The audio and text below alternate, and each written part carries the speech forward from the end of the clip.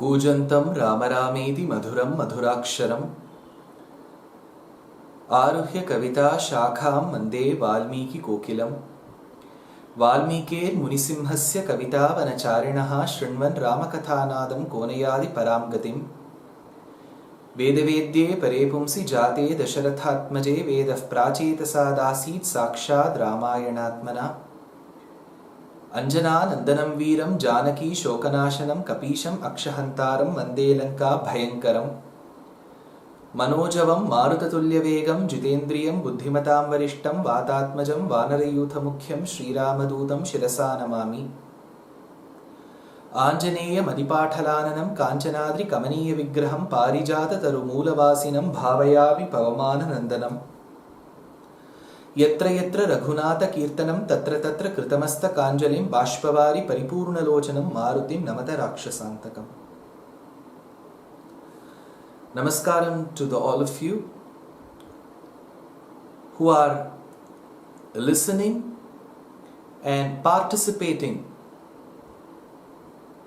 in this Shravana Mahayajnam that consists of speeches, discussions, debates and presentations on a variety of topics that relate to our priceless, very revered, ancient Vedic or Indic civilization. My obeisances to the organizers who have laid before us a beautiful platter of a variety of topics, each of which is a treasure in itself. Today I am fortunate to be addressing you all in such early hours on the multidisciplinary approach that we have taken in our Vedic civilization towards our literature. When we speak of literature, all of you will be aware that the Adharam for Vedic civilization is the Vedas in itself. There is no doubt about it. We have had various philosophers who were born in this holy land and have blessed us with beautiful and exquisite commentaries. The Advaita Siddhantam, as propagated by Adi Shankara and later developed into a full-fledged system by various acharyas. Vidyaranya, besides Vidyaranya we have Madhusudana Saraswati, Sadashiva Brahmendra, the acharyas of Sringeri, Puri, Dwaraka, Joshimath, Kanchi, Kamakoti Peetham, many such acharyas have made that into a full-fledged system. Likewise, the Visishtadvaita school of philosophy, as propagated and as nurtured by Yamunacharya and Ramanujacharya, and later very, very strengthened by Swami Vedanta Deshika and all the acharyas of Parakala Math, Ahobila Math, Andavan Ashramam and so on, have helped create the school of Visishtadvaita. Likewise, in the Dvaita school of philosophy, we have the very, very well-known Ananda Tirtha, also known as Purna Prajna or Madhvacharya. Later, the school was nurtured by Jayatirtha and Vyasatirtha, Raghavendra Tirtha, and so on. Besides these three schools of philosophy, we also have Achintya Bheda Bheda, Shuddha Advaita, and so on. But one thing which is common to all of these schools of philosophy is they all base their interpretations, their explanations, their gloss on the Vedas. So there is no doubt amongst these acharyas that Vedas, the cluster of Vedas, forms the very foundation. Though the roots of a tree may not be visible to our eyes, though we may have to dig it up, take those efforts to see the roots is what that holds a tree straight and tight for centuries. So the roots of Sanatana Dharma, the Vedic civilization, lie very well at the Vedas. When we speak of Vedas, we have the four: Rig, Yajuhu, Sama, Atharvanam. Samaharas Samnam, Pratipadamricham, Dhama Yajusham, Layaf Pratyuhanam, Lahari Vitatir Bodhajaladehe, Katha Darpakshubhyat Kathakakula Kola Halabhavam, Haratu Antardhvantam, Hayavadana Hesha, Halahalaha, states Vedanta Deshika. So all these four Vedas form the cluster, the foundation, the root. Well, each of these Vedas have the first three parts, which are generally clubbed into the Purva Mimamsa Bhagam, that talks about Karma Kandam, Brahmanam, Aranyakam and Samhita, and the last part, the Uttara Bhagam, which is the Upanishads, constitute the Vedanta Bhagam. So the Veda Bhagam, the first three, and the Vedanta Bhagam together constitute the root. However revered they are and how much ever we value them, they are cryptic in nature. You need the help of acharyas like Sayanacharya, Uvatacharya, Mahidhara, Bhattavaskara, Rangaramanuja, who have commented upon the entire Vedas or sections of Vedas to understand what each of the mantra is. What is the link to each of the mantras? It seems the Vedas were themselves a bit worried about this as to how people will be interpreting those aphorisms. So it is said that the Vedas sought refuge at the feet of Paramatma, and the Lord said, do not worry about people misinterpreting or misrepresenting your content. The quintessence of whatever you speak, the Vedas and the Vedanta speak, will be born as Upabrahmanams. That which will, upon reading, will take us very close to Brahman is Upabrahmanam. They are majorly Itihasas and Puranas. In the Itihasas, which are generally given more brownie points than the Puranas for their direct accounts, in the Itihasas we have just two in number. One is Valmiki's Srimad Ramayanam, the Adi Kavyam. Second is Krishna Dvaipayana or Badarayana or Vedavyasa's Mahabharatam. One is close to 24,000 verses with the 7 cantos: Bala, Ayodhya, Aranya, Kishkinda, Sundara, Yuddha and Uttarakandam. Mahabharatam, along with the Khilabhagam of Harivamsha, is called Sapadalaksha Grantham, close to 1,25,000 verses. Amongst these two, so amongst the Puranas and Itihasas have brownie points. In the Itihasas, between Ramayana and Mahabharata, many acharyas have concluded and substantiated such a claim that Ramayana is more authentic. When I say authentic, there is nothing dubious about Mahabharata. More authentic is the crux of Ramayana is very clear. So Ramayana scores more brownie points than Mahabharata. Itihasa Puranabhyam Vedam Samupabrahmayet Bibheti Alpashrutat Vedat Mamayam Pracharishyati is the shloka. So our topic for the day is, in this huge cluster of Vedic civilization, when we are blessed with so many books, when we consider Ramayanam, the multi-disciplines that are involved in it do not come with a very regulated approach. When I say this, I'll explain. Valmiki, when he compiled and presented Ramayana as the biography of a living person, because he was very much living during the times of Rama. The first shloka is Konasvin Sampratam Loke Gunavan, who in the present world. So when he gave this work, his intent was not to, okay, in chapter 33, I'm going to introduce astrology. In chapter number 44, I'm going to introduce metallurgy. He never had this plan. It has been the approach of Vedic civilization that you see divinity in science. You see divinity in every aspect around you. Divinity and science are no different. Divinity and nature is no different, has been our approach. Even before I begin discussing this, I will take you to one verse from the Nalayira Divya Prabandham.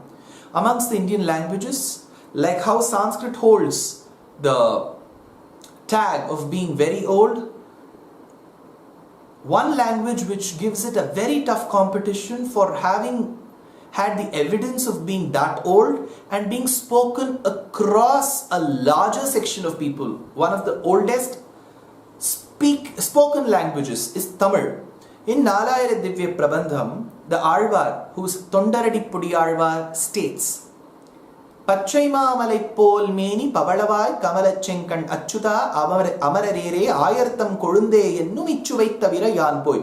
When he describes the beauty, the Rupa Lavanyam of the Lord who reclines on the serpent couch at Sri Rangam, he tells, the one whose body is as green as the emerald of a large mountain, Pachai, which is green, Mamalai is a stone or a hill, Pol Meni, his body is as green hued as the emerald. Pavalavai, his lips are as red hued as the corals. Kamala Shankan, his beautiful eyes represent the blossoming lotus petals. So we have associated nature, the flora and the fauna with the beauty of the Lord. So coming back to Ramayana, with the multi-disciplines that I'm just going to brief you about, the first that I'm going to take is philosophy, the Siddhantam. Of the Brahma Vidyas that we know, which are 32 in number, our Acharyas have considered one of them very, very important, which is Nyasa Vidya. Nyasa means to abandon. So for the Jivatma to reach or attain Paramatma, to attain Sayujyam, the Jivatma, when it is housed in the Pancha Bhautika Shariram, which is the material body, has to resort to an Upayam, which is the means. The means are multifold. The destination, the Upayam, could be the same. What is the Upayam?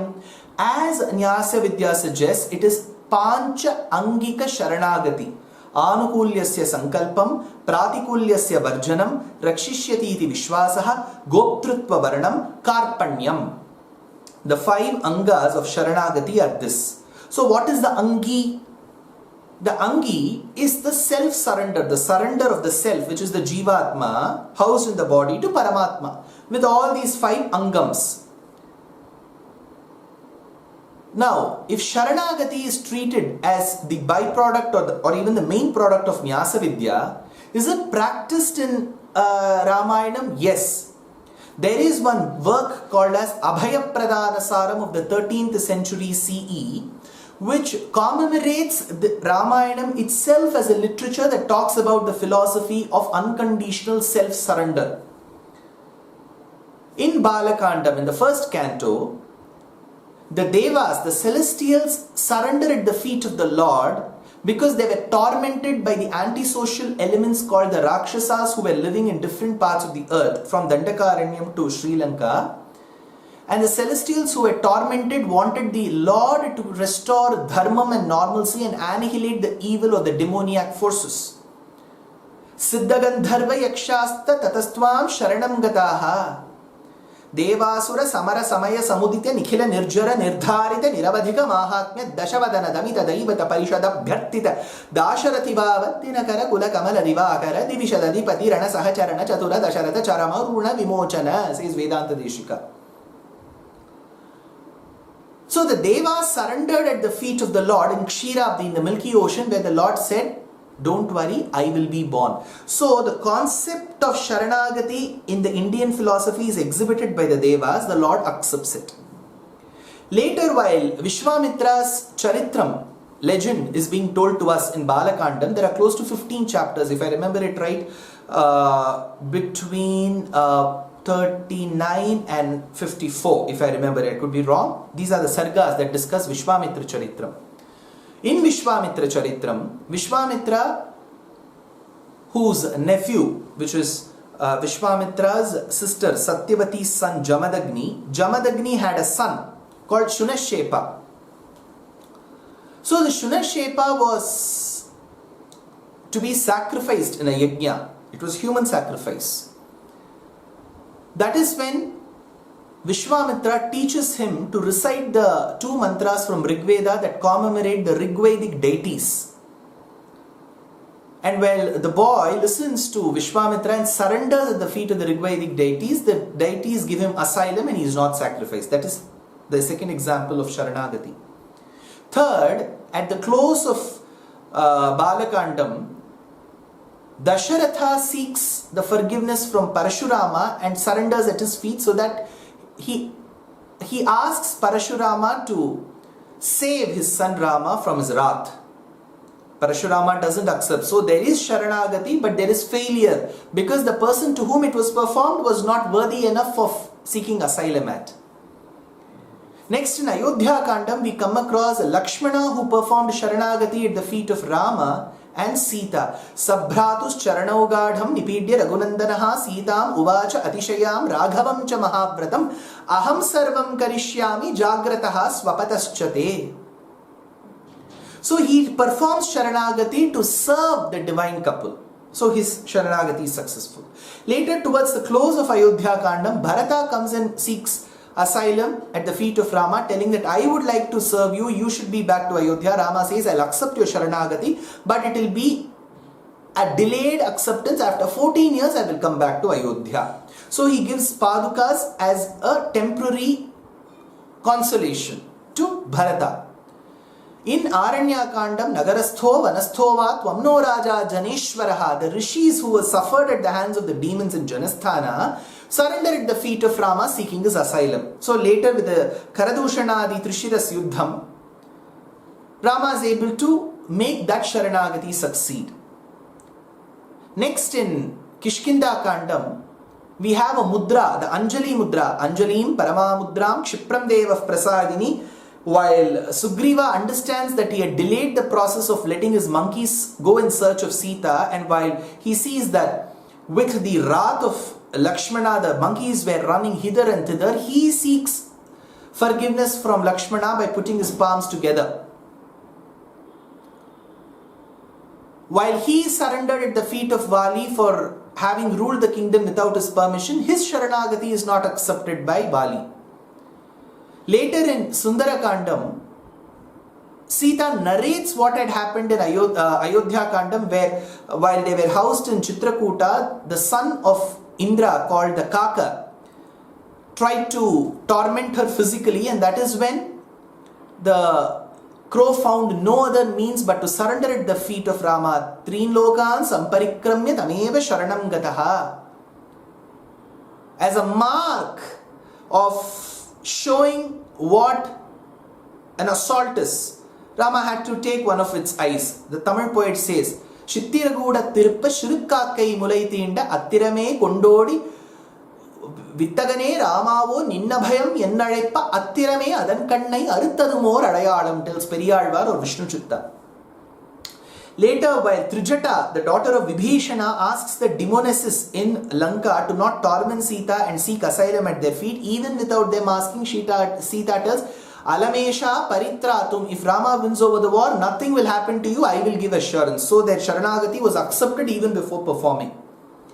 In Yuddha Kandam, we come across two Sharanagatis. One is where Vibhishana, after having abandoned his brother for his bad conduct, he seeks asylum at the feet of Rama, which is a complete Sharanagati with all the 5 Angas present. And next is a Sharanagati where Rama tries it out to the Ocean King for seeking permission for an eco-clearance to construct the bridge. While he is not done, he gets angry and he says, Chapamanaya Saumitre, get me my bow and the quiver of arrows.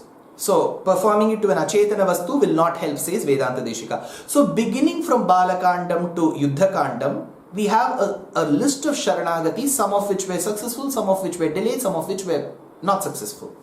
So, this concept of Sharanagati has been beautifully interspersed and interwoven in Ramayana, and this becomes a part of Brahma Vidya called Nyasa Vidya, which is Siddhantam or philosophy. So, philosophy is a discipline that you can study in Ramayana.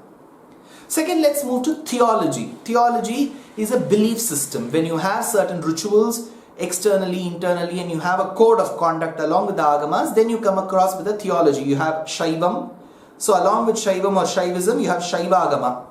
You have Vaishnavism or Vaishnava Agama. For example, Shaiva Agama, scholars say, opine that there are over 28. Like Nakulisha, Kalamukham, Pashupatam and so on. So they base it on Pashu, Pati and Pasham. That's the agamic science of Shaivism. If you look at Vaishnavism, the agamic sciences are primarily 2 in number, the very famous ones, Pancharatram and Vaikhanasam. So based on the agama and the nigama, Vaishnavism or Shaivism is formulated. You have other systems as well like Shaktism, Ganapatyam, Kaumaram and Shauram. We are not getting into that. But in Shaivism and Vaishnavism, you see a larger chunk of Vaishnavism being projected in Ramayana. For example, the Sharanagati that was performed by the celestials were performed to the Lord in Kshirabdi, to Narayana. So it translates into Vaishnavism. Bhojaraja and Bhojachampu writes a beautiful verse on how the Lord opened his eyes. So they give beautiful similes and metaphors denoting the beauty of Narayana. Later in Yuddha Kandam, you come across a shloka.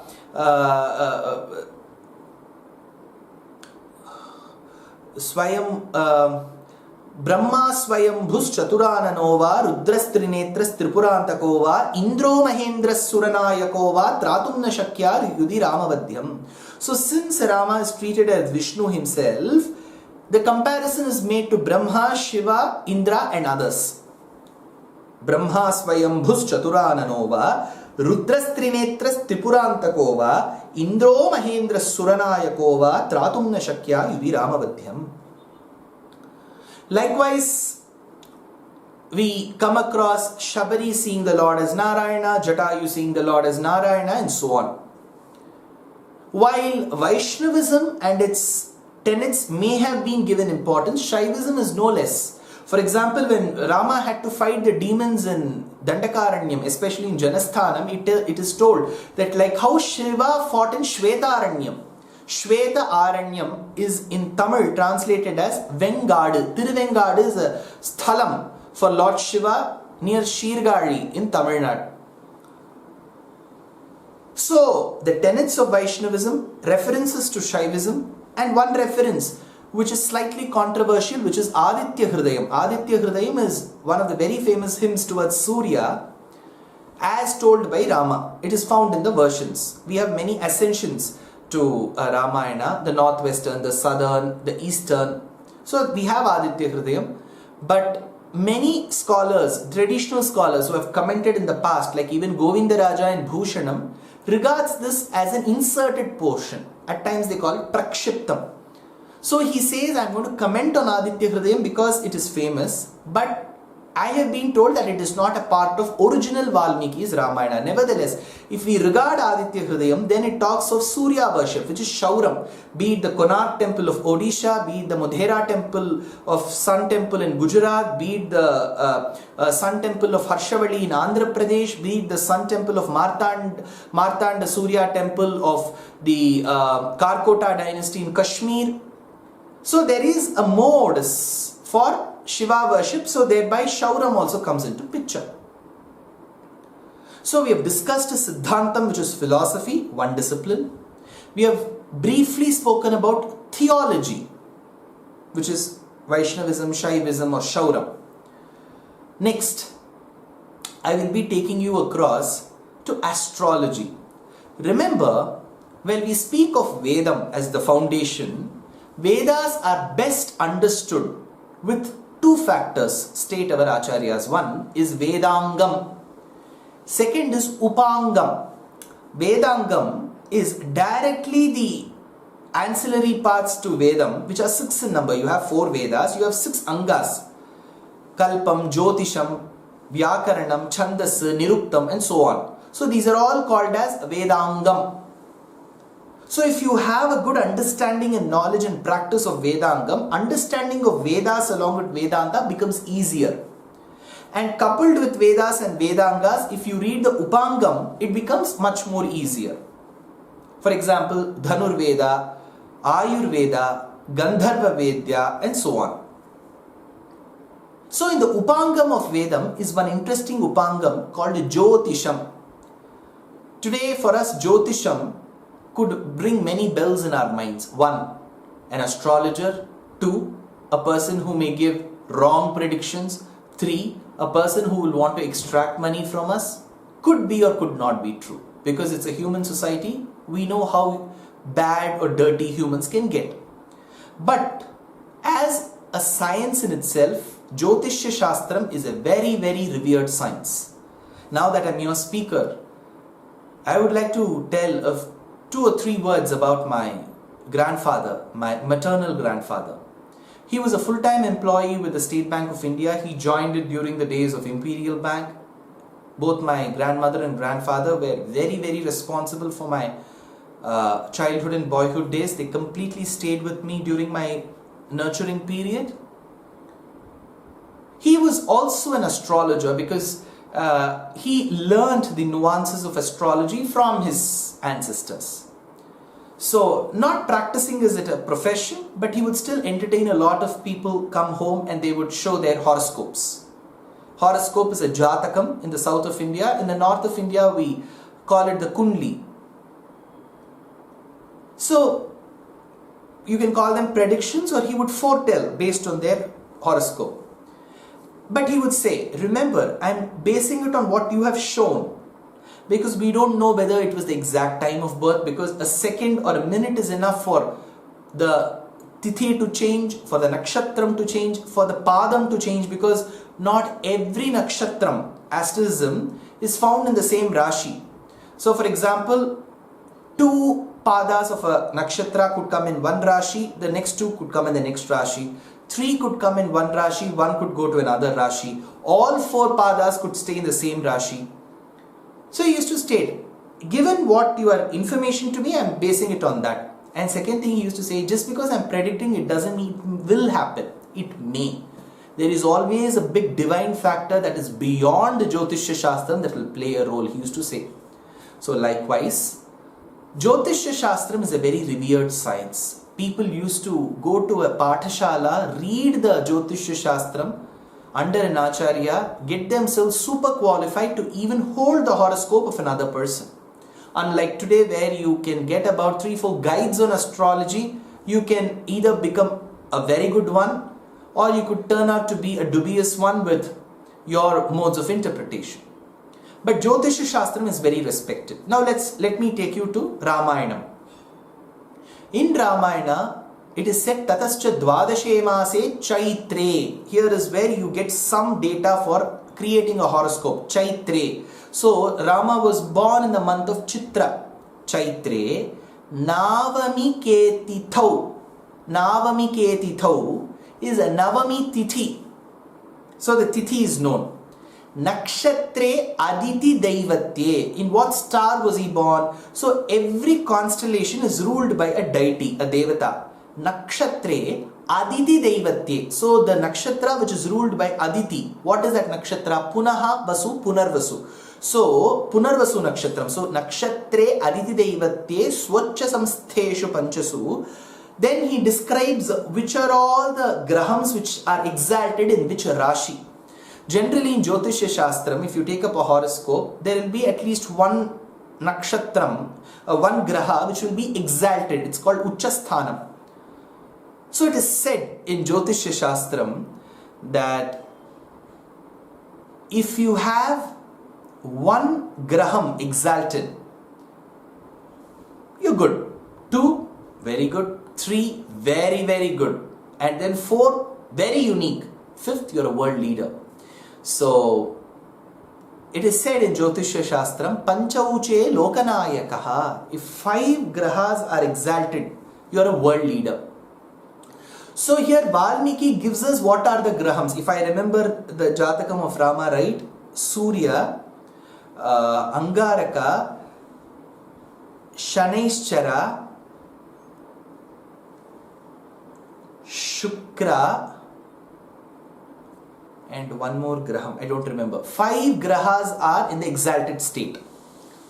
Now, besides this, he also mentions about the other 2 grahams, Chandra and Brihaspati.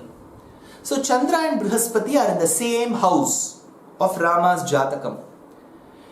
And Ketu is found in the next house. So the commentator Govindaraja tells, by saying this, Valmiki beautifully hints that Rama has just escaped Kemadruma Yogam. So Kemadruma Yogam is an aspect in astrology. I'm not getting into it deeper.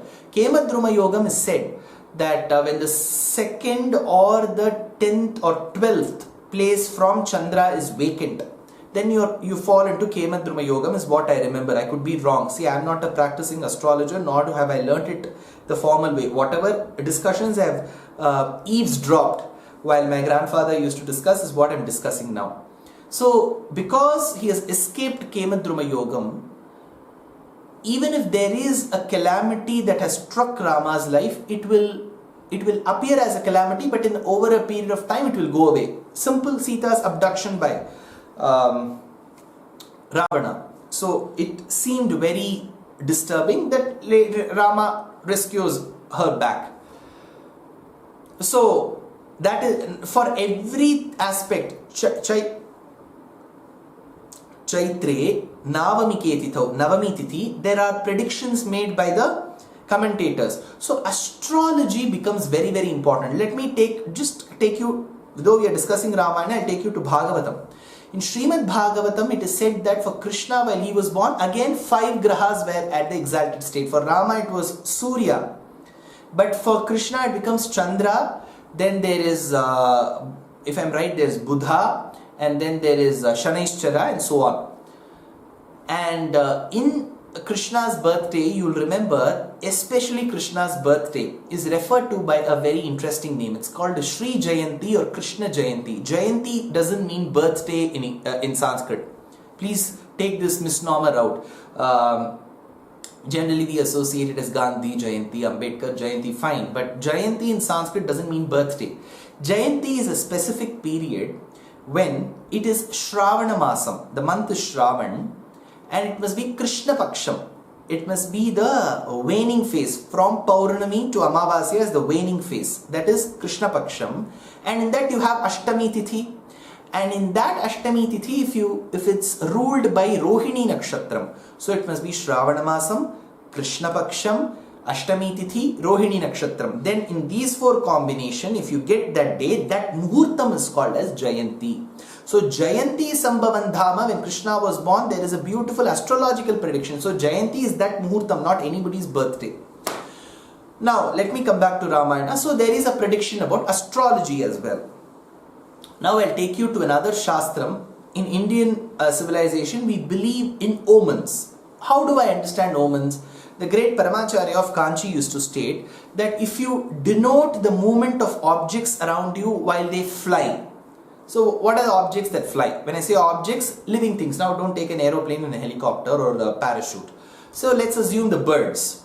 So the movement of the birds to some extent have an effect on the outcome of the events or happenings in my life if I'm looking at them. Is a belief. Now don't ask me where is a patent. So Shaku in Shastram, in Sanskritam, denotes a bird. So when there is a movement of a bird and then you predict, it's called Shakuna Shastram. Whereas anything beyond this, the movement of the deer, the cat, the bull, whatever you consider around on earth, you base it, then it's called Nimittam. In Srimad Ramayana, we come across 2 major instances. There are many, I'm just showing you 2. While the marriage party, Rama having got married to Sita, Lakshmana to Urmila, Mandavi and Bharata, Shrutakirti and Shatrughna, along with the father, along with the priests, that while they were marching from Mithila Nagaram, Mithilopavanam towards Ayodhya, it is said that Dasharatha sensed the sound of certain creatures and he saw a deer going in the left, if I remember, it comes in Ayodhya, in Balakandam. That is when he was worried and he asked the priest, who said, see, it does appear that there is going to be something which is undesirable that's going to happen, but do not worry, we also see signs of that undesirable thing that is going to happen moving away at the same speed. So you will be relieved of it as well. That is when Parashurama comes, he makes them uncomfortable and later Rama gives it back in its own style. Kratuhara shikhari kantuka vihrutyunmuka jagadiruntu dajita haridanti danta danturo ronta dashabadanada manakushala dashashata bhujamuka rupatikula rudira jara bharita prututara tataka tarpita pitrika bhugupati sugati vihatikara nata parudishu pariga, tells Vedanta Deshika. So here we have to some extent omens determining. It's called Kalartham. Whether we believe in that or not, whether we discard that or not, whether we call it very undesirable or not is our opinion. Vedic civilization doesn't insist on anybody accepting its point of view. As much as you're entitled to your point of view, so am I. If we call liberty, if we call it the freedom of expression, I'm sure Vedic civilization had given it long years back. Probably they didn't call it by the terms that we use. Here, getting back to the Shastram, later when Rama agrees to help rescue Sugriva's wife Ruma from the clutches of Vali, Sugriva, in agreement to Rama's deal, says that once he rescues, he will supply the monkey army to Rama to go in search of Sita. So this was their understanding. So as a mark to commemorate this deal, they went around the fire.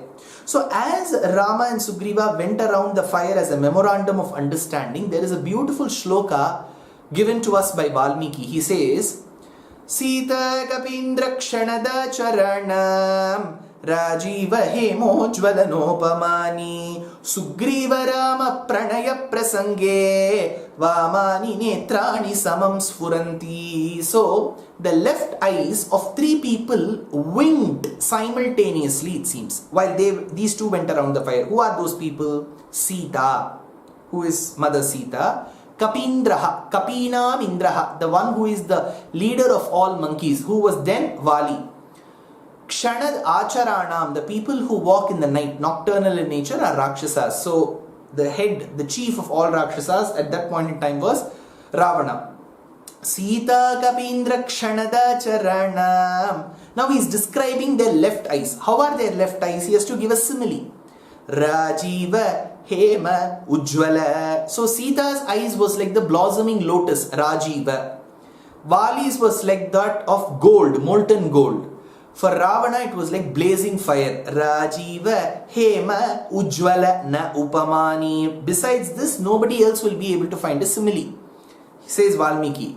But when Sugriva Rama Pranaya Prasange, when Sugriva and Rama went around the fire, then Vamani Netrani Samam Sfuranti, the left eye winked simultaneously to all the three people. Why should the left eye wink? Here is where Shakuna Shastram and Nimitta Shastram tells that for the woman, the left hand side of the body is deemed slightly more auspicious. Whereas for the man, it is the right hand side. Even in Ardhanari Ishvara, you see Lord Shiva on the right and Parvati on the left. Let's take what the Shastram tells. Now for the woman, it's good, the left hand side. The man, it is bad. So if Rama and Sugriva are going around the fire, what will be the outcome? Then Vali will die. So Vali's left eye winked. If Vali dies and there is no scope of having allies and Rama marches forward and fights Ravana, Ravana will die. So Ravana's left eye winked. If Ravana is dead, then Sita will be rescued. For Sita, it is good time. So her left eye winked. So Vamani Netrani Samam Sfuranti. Or for all three of them, it blinked simultaneously, tells Valmiki. So there is a reference to this Shastram as well. Now let me take you to another discipline. So we have spoken about Siddhantam, philosophy, we have spoken about theology, we have spoken about astrology, Jyotishya Shastram. Then there is reference for Shakunam and Nimittam. Next I'm going to take you to another interesting aspect, though very brief, about metals. So we speak of Mendeleev's table now, who gave us this Mendeleevian table. So he has clustered it into metals, non-metals, metalloids. So we could have alkali metals, alkaline earth metals, then we could have the non-metals completely. Then there are metalloids, for example, the silica, if I'm right, germanium, I think all of that comes under metalloids, I think. Then we have lanthanides and actinides. Then in the non-metals, we have the inert gases. So we have beautifully clustered them and formulated them, correct? Now when we do so, we should be aware that when Mendeleev presents this table to us, when Mendeleev gives us this table, he beautifully states what are the properties of each of the metals. So let's take gold. For any metal, there is malleability and to a large extent ductility which is associated. So if you take up malleability and ductility, ability to be drawn into sheets and wires, we have many metals coming into picture. Let's take two metals which have very, very holy regard in the Vedic civilization. One is gold and the other one is silver. So traditionally, gold is believed to be the metal that can relieve a person of any debt he has towards the celestials. It's called Devaranam. Likewise, silver can help a person relieved of any Rinam, debt towards Pitras, forefathers. It's called Pitru Rinam. So because of this Rinam, it is believed Dasharatha did not have children, though he had a daughter Shanta and she was given in adoption to another king of Rome called Romapada. He wanted more children.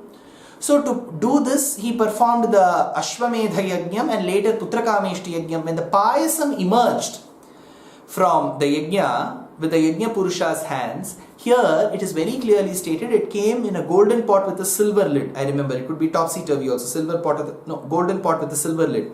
So gold is mentioned very clearly. So and gold is denoted by various names here. Hema, Hataka, Kanaka, Swarna, Suvarna. So there is one research that is happening which denotes what are the various words used for gold, which is aurum, AU. Next is argentum, which is silver. Again silver lid, because in Vedic civilization, even now in most of the traditional houses, when we have food, we have it on silver plates. So silver, argentum is used. So the knowledge about metals existed. So we don't have to just go till the times of the dancing woman, the bronze image in the Indus Valley, Indus Valley civilization. It went much before. Valmiki mentions of the metals. So there is to some extent knowledge of metals. Whether they used it or not, we do not know, because there is one mention of worshipping of the idol. It goes like this: Aradhaya Jagannatham Ikshvaku Kula Daivatam. The family deity of Ikshvakus, whose Ranganatha, Jagannatha, was worshipped. So this is to some extent a superficial understanding of metals. Now let's take up with Vedic sciences itself, especially with respect to rituals. So you have Ashwamedha Mahayajnam described in detail about the horse, the needles that were used to make those scratches, and then you've got the Prayogam of Putrakameshti. Then with indication, the commentators state that Dasharatha must have belonged to Shukla Yajurvedam, whereas the Rishishringa must have performed the Putrakameshti based on Atharvana Vedam. Then we have Vishwamitra, who's performing the Yajnam for 6 nights. He's waiting for the Purnahuti. That is when he wants Rama's assistance to drive away the demons. Later we come across the rituals described like Samavartanam, Nandi Shraddham, and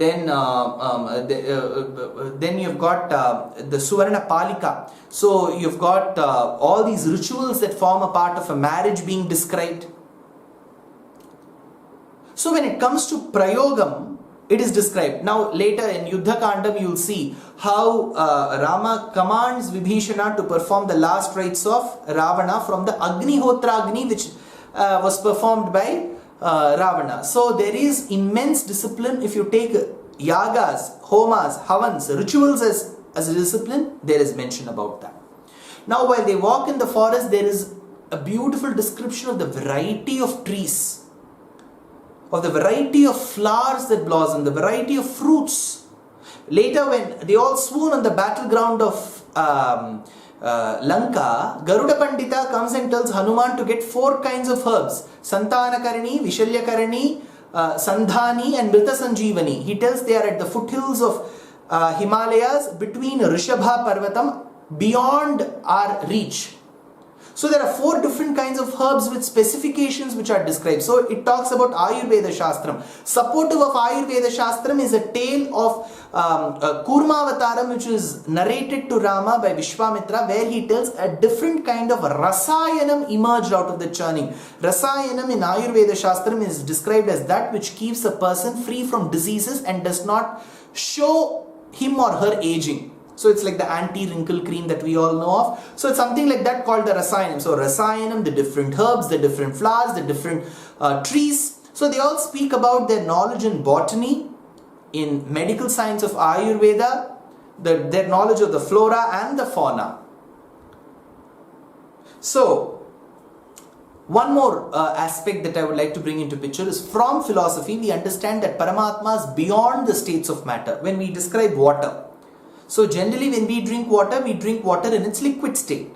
But to a person who has got a clot and who wants some pain relief, we give him ice cubes. So water is shown or given or presented to him in the solid state. Suppose a person wants to have a clean up on the face or wants to get some relief from cough and cold. He would like to have a steam. And that steam comes to the person in the gaseous state. So an object can exist in all the three states but can be consumed in one of the states. But when we deal with Paramatma or Bhagavan, he has to be in all these states and beyond these states. So the Tamil poet Kamban, who has given the regional version of Ramayana, one of the earliest versions of Ramayana in the Indian languages besides Sanskritam, is Kamban's Tamil Ramayanam. Of course, externally we have the Javanese Kakavin Ramayanam, but here we have Kamba Ramayanam, where he describes the external characteristics of Rama. He tells, Veyyonnoli tanmeniyil virijodiyil maraya, Puyyo yenumidayaaludu milayanunu ponanadu mayyo marikadalo malaimugilo. When I describe Rama's hue, because Rama was dark, so Kamban tells, I'm waiting for Rama to come out in the sunlight. When Rama walks in the broad daylight, he tells, I want to describe Rama's color. He says, Mayyo, is he like the collyrium, Anjanam?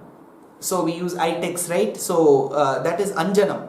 In fact, in Islam, men have the habit of sporting kajal, Anjanam. So he says, is Rama's color as dark as the kajal, the collyrium?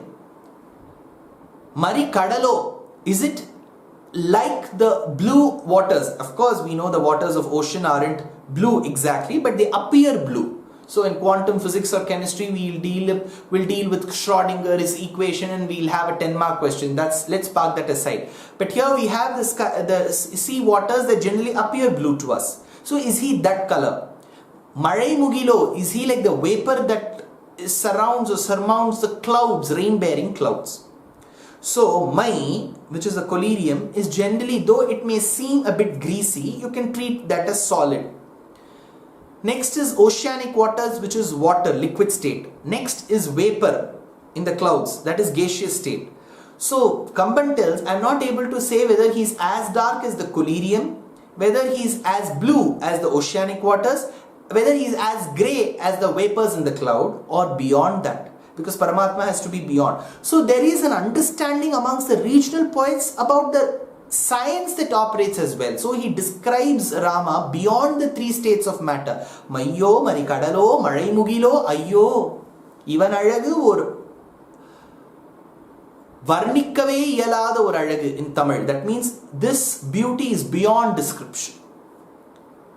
So we have philosophy, we have theology, we have astrology, we have the Shakunam and the Nimitta Shastram, we have some extent a very superficial introduction to metallurgy, we have some knowledge of botany and Ayurveda,